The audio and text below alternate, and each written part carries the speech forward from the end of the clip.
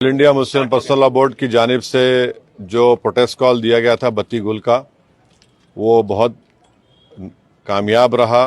गैर मामूली उसका स्पॉन्टेनियस रिएक्शन रहा और ख़ास तौर से तेलंगाना, हैदराबाद और कर्नाटका से जो अभी तक हमारे पास रिपोर्ट्स आ रहे हैं, पूरे लोगों ने बिला लिहाज मज़हब मिल्लत इसका साथ दिया है। मैं उनका शुक्रिया अदा करता हूं। और इस प्रोटेस्ट करने का एक ही मकसद है कि हम नरेंद्र मोदी गवर्नमेंट को ये पैगाम देना चाहते हैं, ये मैसेज देना चाहते हैं कि आपने जो वक्फ अमेंडमेंट एक्ट 2025 बनाया है वो वक्फ बोर्ड के मफाद में नहीं है। वो वक्फ बोर्ड को बर्बाद करता है, वक्फ की प्रॉपर्टीज़ को ख़त्म करता है और ना उससे कोई रेवेन्यू में इजाफा होने वाला है। तो ये हमारा प्रोटेस्ट इसीलिए था और क्योंकि जो कानून बनाया गया वो अनकॉन्स्टिट्यूशनल है, हमारे संविधान के फंडामेंटल राइट्स के आर्टिकल 14, 15, 25, 26 और 29 का ग्रेव वायलेशन है। इसीलिए ये प्रोटेस्ट कॉल दिया गया है। आइंदा 1-2 हफ्ते के बाद ह्यूमन चेन का भी प्रोटेस्ट होगा, राउंड टेबल कॉन्फ्रेंस होंगी। तो ये हमारा प्रोटेस्ट उस वक्त तक चलता रहेगा जब तक नरेंद्र मोदी की हुकूमत इस बिल को वापस नहीं लेगी। मैं आप तमाम का शुक्रिया अदा करता हूं जिन्होंने इस बत्ती गुल प्रोग्राम में हिस्सा लिया।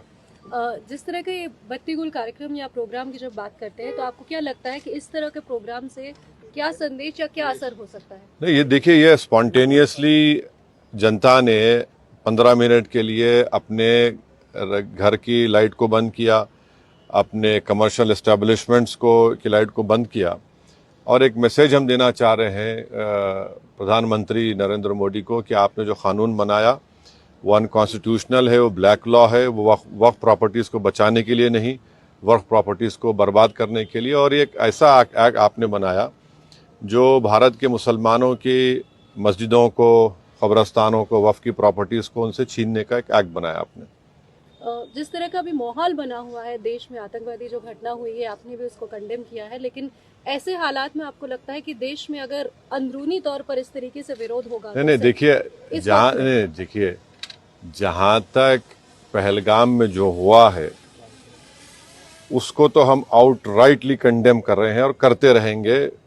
और हमने उस टेररिस्ट एक्ट को जिम्मेदार पाकिस्तान की इस्टेब्लिशमेंट, पाकिस्तान की सरकार को खड़ाया है और उन्हीं की पूरी सरपरस्ती में, उन्हीं की तायीद, उन्हीं के सपोर्ट और फाइनेंशियल सपोर्ट से, मिलिट्री ट्रेनिंग से वो आतंकवादी पाकिस्तान से बॉर्डर क्रॉस करके पहलगाम तक आए और वहाँ पर उन्होंने 26 टूरिस्ट को जान ली।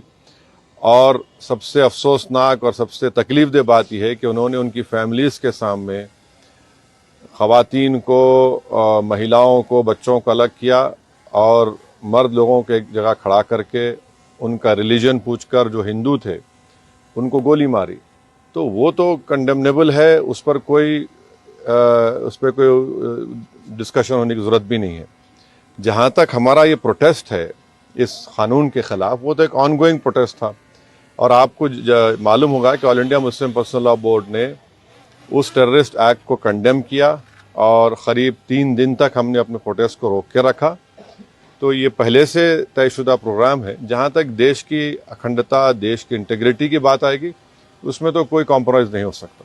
सर, आज की सबसे बड़ी खबर caste census, national caste census, इस पे आपका क्या कहना है? आपने धन्यवाद भी दिया है। एक तरफ क्रेडिट लेने की बात हो रही है, एक तरफ बीजेपी कह रही है कि तो मैं आपसे रिक्वेस्ट करूँ, कल सुबह बात करेंगे ना, अपन आराम से बात करेंगे। ठीक है सर, आपका रोड मैप क्या रहेगा आगे के लिए? अब जो all India Muslim personal law board का प्रोग्राम है कि नेक्स्ट मंथ मई में ऐसे ही एक टाइम पर दिन में एक ह्यूमन चेन बनाई जाएगी इस वक्फ अमेंडमेंट एक्ट के खिलाफ और फिर राउंड टेबल कॉन्फ्रेंसेस भी होंगी।